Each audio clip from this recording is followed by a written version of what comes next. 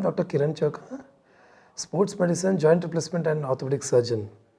I have been practicing sports medicine, arthroscopic surgeries, joint replacement surgeries since last 11 to 12 years.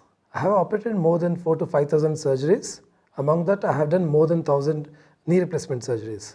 Today, I'm here to talk about joint replacement surgeries.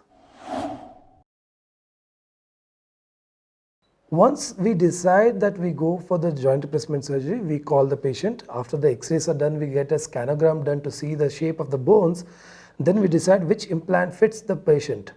Then they get admitted, we do all the basic investigations, we get the cardiology fitness done, we get the physician fitness done. When everyone gives a green signal, the anesthetist, the physician, the cardiologist, and once everything is set, we do the surgery. What we do is before the day of surgery, we ask the patients to have a proper scrub bath so that they clean their body up neatly with the solution which we provide. The next day early morning, post the surgery is done, the same evening they'll be encouraged to walk.